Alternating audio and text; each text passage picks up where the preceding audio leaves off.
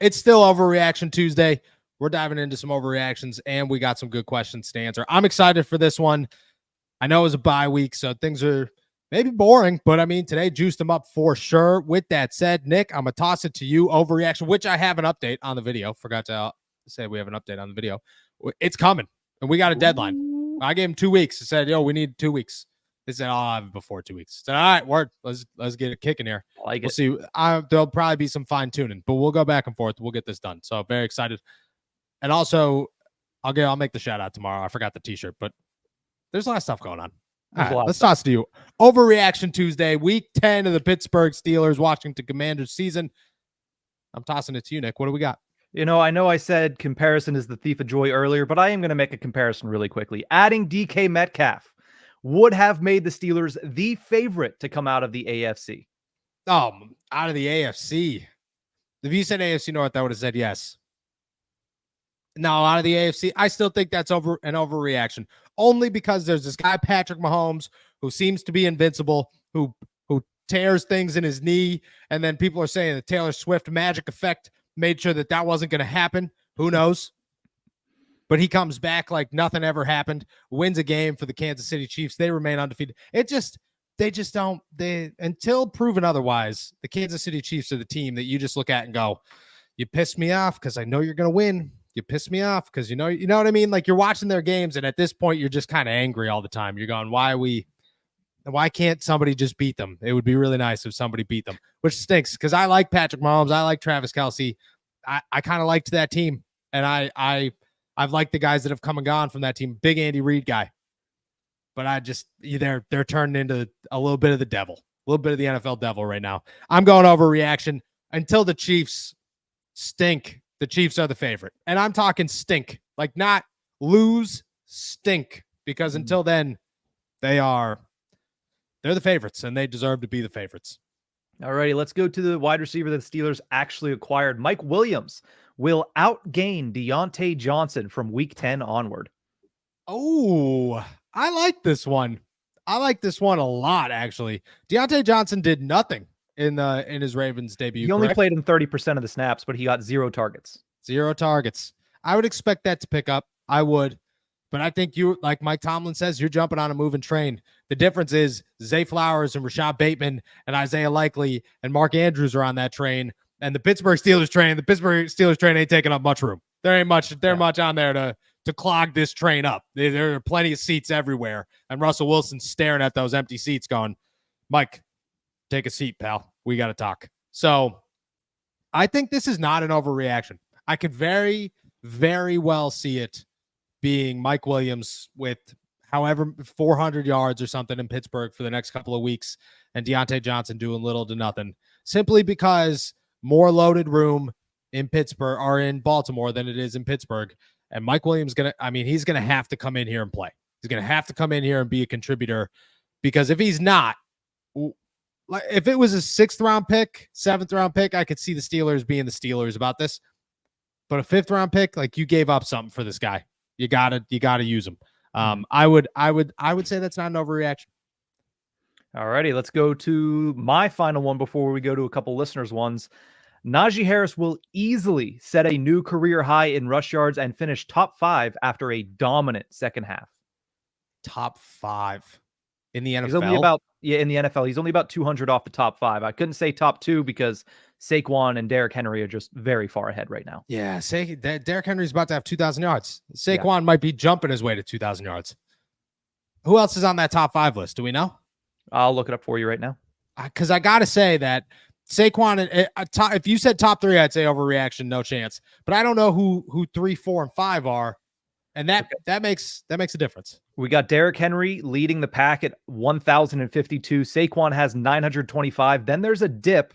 Josh Jacobs is at 762. Jordan Mason is at 685. And Chuba Hubbard is at 665. Right now, Najee Harris is 14th with 592. So about 67 yards off of a top 5 spot.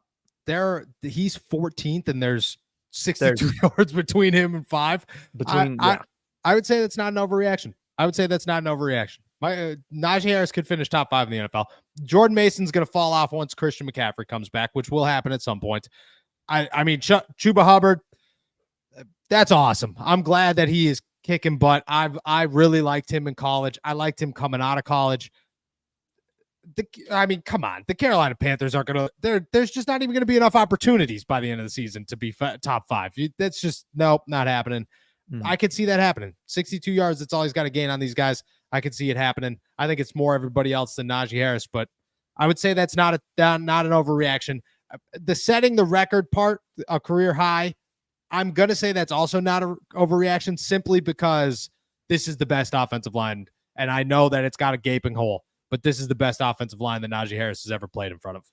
And it's also the best start he's ever had to a season as well. And this is typically a second half guy. So that's why I 100% agree. This is not an overreaction. Let's go to some listener inquiries here in this Overreaction Tuesday. Let's go to I'm MF Tide, who says, if the Steelers don't trade for an above average wide receiver, which you can judge whether or not Mike Williams is above average, they will lose more games than win in the back half of the season.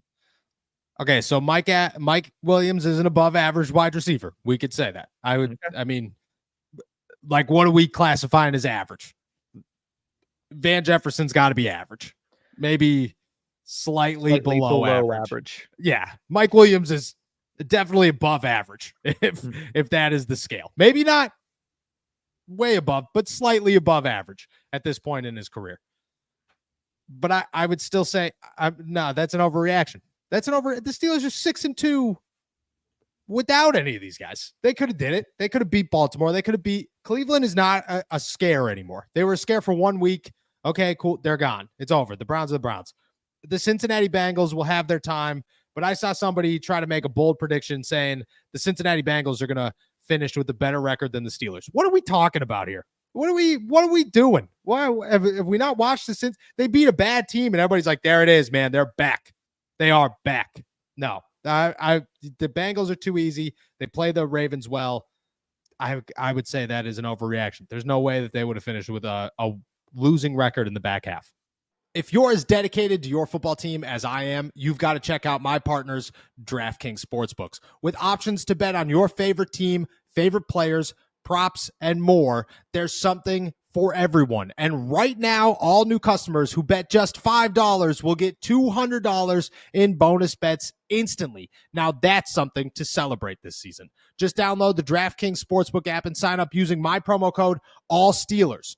The crown is yours. That's right. New customers can bet just $5 on anything and receive $200 in bonus bets instantly. Stay in on the action and use your $200 in bonus bets on DraftKings same game parlays for a shot at an even bigger payout. Combine multiple bets together from the same game. If sports betting is not yet available in your state, don't worry. You can still join in on all the fun with DraftKings Daily Fantasy and have the shot to win cash prizes. Download the DraftKings Sportsbook app now. New customers use my promo code ALLSTEELERS and bet just $5 on any wager and get $200 in bonus bets instantly. That's promo code ALLSTEELERS only at DraftKings Sportsbook.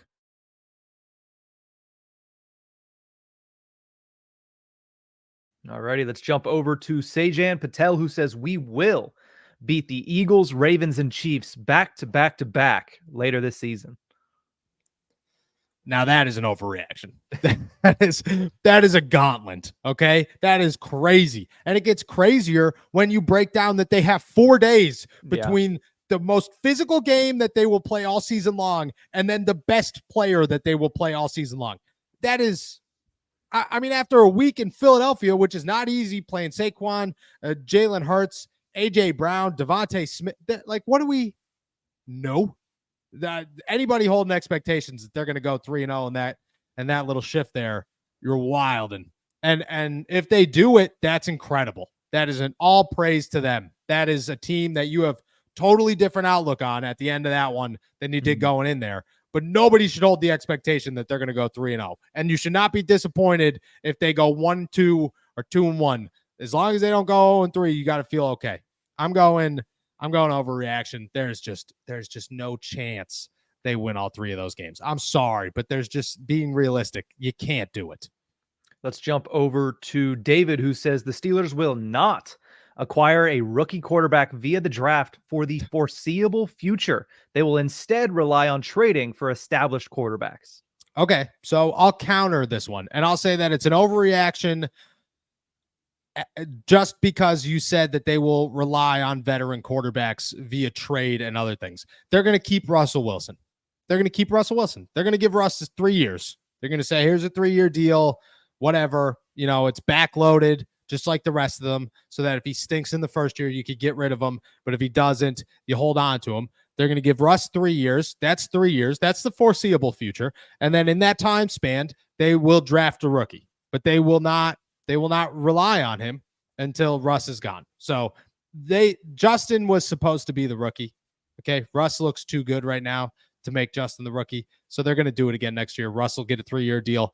A rookie will come in and learn behind him, and they will pull it off in 3 years where they change. So I'm going to say overreaction only because of the way that you see the Steelers going about all of it.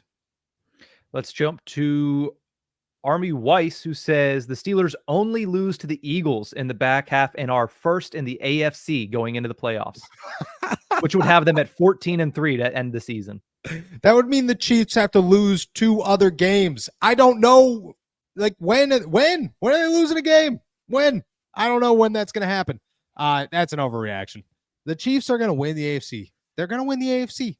Unless something happens, unless something unforeseen that we cannot predict right now happens, the Chiefs are going to win the AFC. They're going to win the AFC. They're going to go in as the 1 seed. And if Pittsburgh's good enough to go to Arrowhead, they will go to Arrowhead, and they will try to get their way into a Super Bowl in the most hostile environment in football. So shout out, and it'll be a good time. But overreaction. I'm sorry, the Chiefs are winning the AFC. They're getting the 1 seed in the AFC. We got a couple that are in the live chat here that we'll go to next. Let's go to Ears, EERS, who says, overreaction. We had a shot at the Super Bowl this year and just value priced our way to a 1 playoff win season. Mike Williams doesn't move, a Super Bowl contender makes. Mike Williams is a move that Super Bowl contenders make. So I'll push back on that one. I'll say that's an overreaction because it was McCole Hardman last year. And McCole Hardman is a Mike Williams move. Does not move the needle at all. You're not looking at him going, that guy. Otherwise, the Steelers would have tried to sign him in the offseason.